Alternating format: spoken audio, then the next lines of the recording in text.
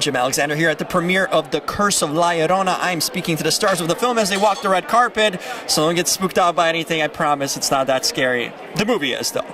Check it out. Yeah. You guys need to team up and just help the other learning the ropes, you know what I mean? Every way. I have one chance to butcher your name. Is it Chaves? Chaves. Ah, close enough. It's Portuguese. It's Portuguese. There we go. I'll get it next time. From the Azores. out there, yeah. Hey, close enough. I'll give myself minor credit. Michael, what is it like working under, in a sense, and with James Wan? I mean, this is the modern day, in a sense, master of horror in so many ways. What did you learn from him working on this film that's something that stayed with you going forward? You know, a lot of stuff. First of all, incredible honor. I am, before this, currently, I think always will be, huge James Wan fan. I love his movies. The greatest, thing about working with him is he's an incredible guy. He's a really he's awesome and thoughtful and fun to be around, and just really, really just a great leader, great supporter of the film. And of course, just like you said, master of horror. I've learned so much from him. I think one of the biggest things was, just comes down to production. Like there's this certain thing about, staying on schedule. It's making your days.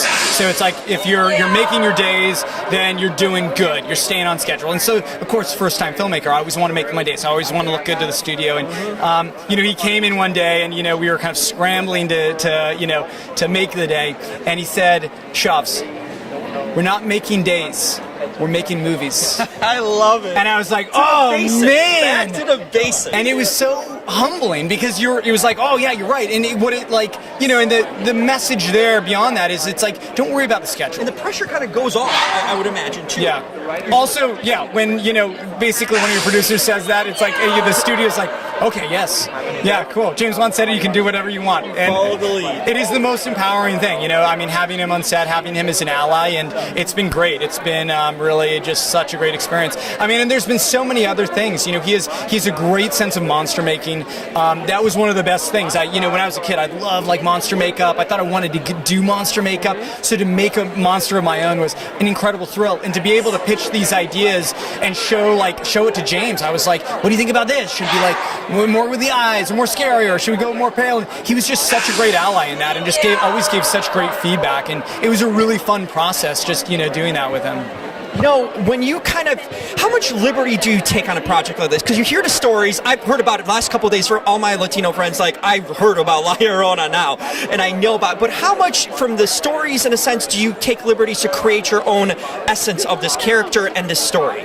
It was really tricky. Going into it, I thought, of course, huge responsibility, huge honor. Childhoods, right? Exactly. This is like a family story to so many people, and of course, I want to tell the definitive version. I want to tell the ultimate La Llorona story. And so we did all this research. We met with all these people, spoke with even grandmas. We spoke with curanderos, and the trick is there is no definitive La Llorona story. Everyone has a slightly different twist, and the deeper you dig, the crazier the twists get. There was one version of it where I was actually meeting a curandero, and I said, okay, so tell me about La Llorona. How do you defeat La Llorona?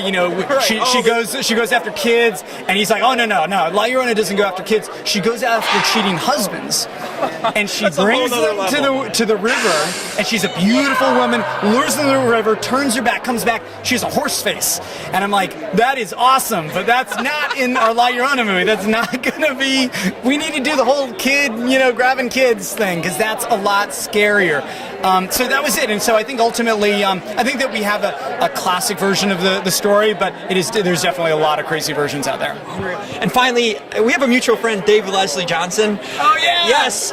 He gave me some tidbits on the upcoming Conjuring 3. Yes. Anything you can share about it? It's another James movie in a sense, and you work with David, who's worked with James too. It seems like you guys are a family in a lot of ways. But anything you can share about it? I love the franchise. Anything you can share? I am so excited. We're already basically. I was in Atlanta. I go back to Atlanta this week. We are shooting in just a month and a half. So excited with the script. David wrote the script. It is really, really fun. I cannot say much, but I can say that it is very different than the previous Conjuring movies. This is no longer a haunted house film. This puts the Warrens out of their element. It puts them, up against this ultimate test where they have to face an adversary that they have never faced before. And we get the Warrens back. And oh yeah, 100%. They're front and center, and they're up against it. So can't wait. Yeah. I'm a big fan of the series. It is the greatest honor. I mean, just like, with La Llorona being a huge responsibility, the same with this. It is really an honor. I'm really excited for everyone to see that as well. Can't wait to see it. Michael, this is the new horror master in the making right here. Looking forward to it. Hey, thank you so much. I really appreciate it. It was so fun. I mean, it's exhausting. You're running and screaming and fighting. Every scene, other movies you do it once or twice. You have a couple scenes like that where you're crying, and it's just all the time, full out. But it is really fun. I mean, Ray and Patricia and the kids, everybody's so wonderful. And Chaves is a great director. I'm really excited for him to have his first movie come out. Is there a method to stop La Llorona? Did you figure out a solution? I think you just have to sort of have a bunch of things in the arsenal and try as many things as you can, and I don't know if you ever truly get rid of her. This is the face of La Llorona. Oh, hi, Ariane. So we're going to just do it this way? Okay, great. It's like a press conference. I'll go first. What is it like now to have the responsibility of so many kids and parents now kind of view you as La Llorona? I love it. I love being feared. It's great. That's great. Well, that gives me power. No, it's great. I think it's great. I've always known about this legend and this iconic character ever since I was a kid, and I'm also very attracted to horror films, suspense, the supernatural, metaphysics. So I love everything that's otherworldly. So when this opportunity came up, I was so excited to go forth into it. I've always wanted to be in a scary movie, and I always wanted to be the object of fear in a scary movie. So this was like a dream come true. Yeah. Jim Alexander here with Real Talker with Lynn Shay. I've mentioned somewhere in an article that you are almost now the face of horror in a lot of ways, which is, you've done so many of these lately. What is it like for you to kind of be part of this universe? It's very kind of niche in a lot of ways, but it's also very passionate. It is. I mean, I love acting. I love what I do. I love bringing my imagination to different people and different characters and different stories. And this supernatural world is a very interesting one, and one we really don't know that much about. And so I always feel honored to be asked to participate in those stories. And as I say, for me, it's about character, story, and the people I'm working with. And not as much about genre, but this genre is so fascinating that I'm happy to be included as often as possible. Absolutely. The thing about you is that I feel you bring a lot of authenticity and kind of, there's something about it, the quiet calm about your acting, that it's nothing over the top. It's very kind of internal in a lot of ways, special facial expressions. How do you approach these roles? Because it seems like when I watch you in these films, there's this quiet calm, which makes it that much more kind of intense and scary in a lot of ways. I really just try and tell the truth. I mean, as corny as that may sound, it's really the truth. That is really the truth. When you build a character, it has to do also with the story you're telling. I mean, it's a complex process. People think acting is easy, and it's not just about how you say the line. There's a story being told. You have a particular position in terms of driving the story forward. Why is your character there to begin with? And especially in the Insidious franchise, Elise is a grounding force, and whatever she is individually feeling is sort of she relinquishes that to the bigger picture, because she takes in so much energy from other places.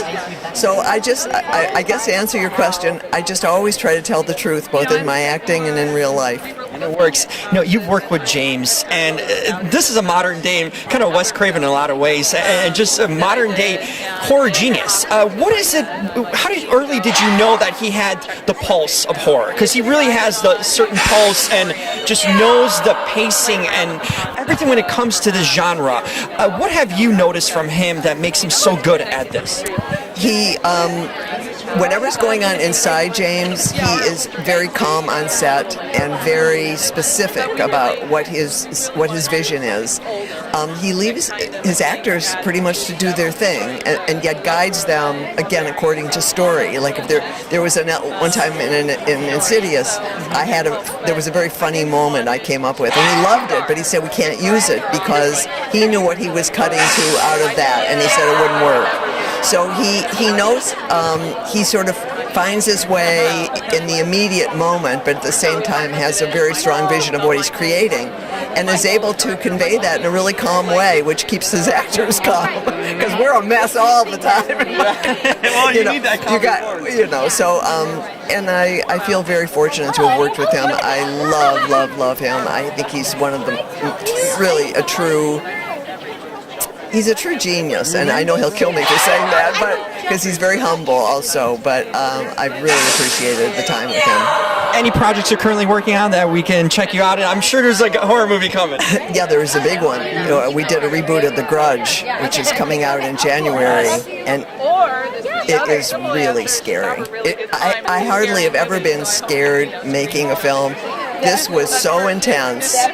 I was a mess at the end. Well, that's a good thing coming from you. Really. In so many ways. A wonderful storytelling. Nicholas Pesh, who's a young director. I spoke to him. He's really changing a bit at the story of The Grudge, personalizing, modernizing. Yeah, exactly. And he's a very interesting, wonderful person. Also very strong ideas of what he wants.